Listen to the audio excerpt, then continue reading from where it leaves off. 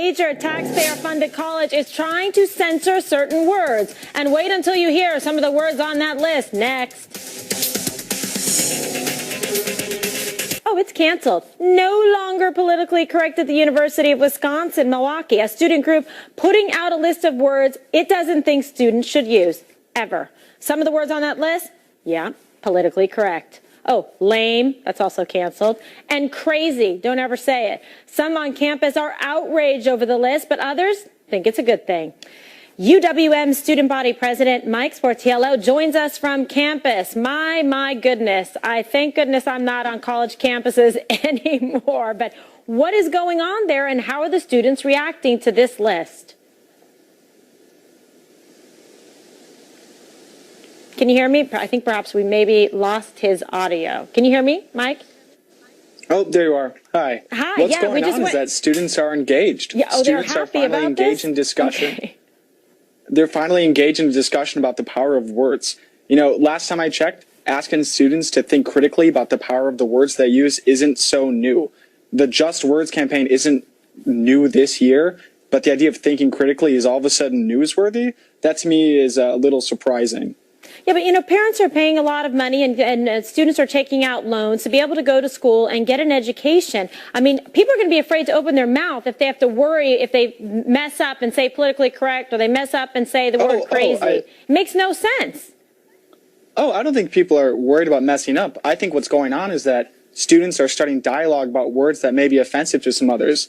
Last time I checked, a sign on a wall that, you know, says saying that's gay may have some bad implications, may be insulting to groups, isn't news.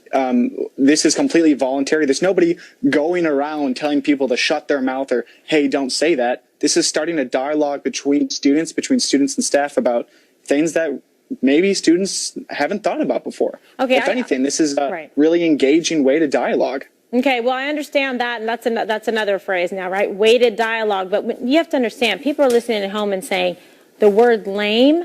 That is something that we have to have a big discussion about, that it's weighted dialogue. It just seems like a little bit excessive, and I don't know if it's really educating people in terms of going to school and being able to learn something so they can better themselves to go further in their, you know, career with an education that actually helps them fulfill those goals.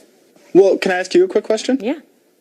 So, you know, if you were unfortunately in a car accident on your way home, and you unfortunately broke both of your legs and you became lame, and then somebody started using the word that you self-identify with to insult you, or not to insult you, but to describe a situation that they don't think is good, you know, whether it's like, oh, you know, someone sneezed in my dinner, that's lame, and all of a sudden they're using a word that personally affects you. Me you don't see how personally, that could be offensive? No, not to me, but I guess it depends on, you know, the receiver. But if someone said to me, oh, you broke your legs, you're lame, or a horse breaks their leg at the track, that's an actual term that is used about the horse. Right, and that's an appropriate way to use it. Should the horse get a lawyer because the horse is offended because this is weighted language, because the horse has a lame leg? I mean, this seems No, a little, I don't think horses should this get seems lawyers. A little crazy. But one thing that speaking, yeah, so, you know, you may think it's crazy, you know, that's your opinion, I respect that, but obviously there are appropriate ways to use these terms. Lame has an appropriate usage when one isn't able to use their legs.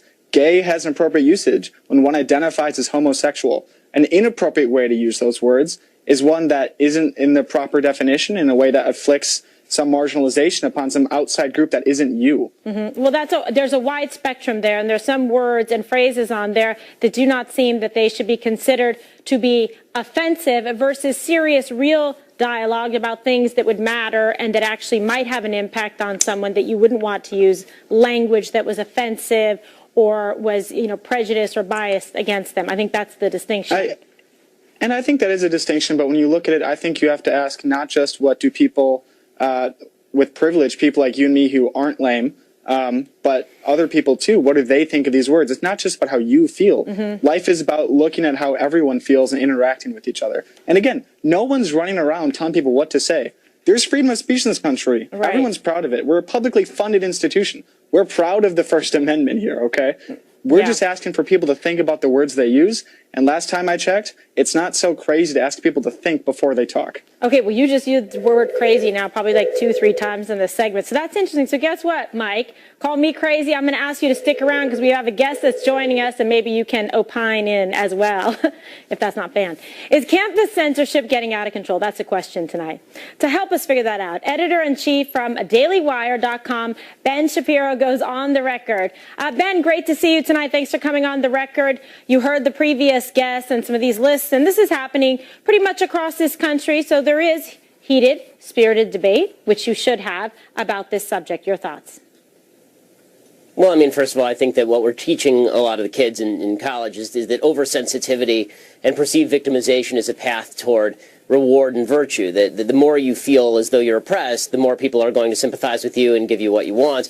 I think that's a bit of a mistake. I think it'd probably be better off just teaching people not to take everything quite so seriously. That said, I of course understand the value of words. I just think that I do wonder at University of Wisconsin, they use words like privileged, obviously, and that's obviously a buzzword. And if you use words like white privilege, which is extraordinarily common on campuses like UW, then I would assume that that's okay. But white privilege is a way of shutting down debate from white people, because then the assumption is that if you're white, then you must be somebody who can't speak properly on any other issues except for white people issues. I mean, all of these words.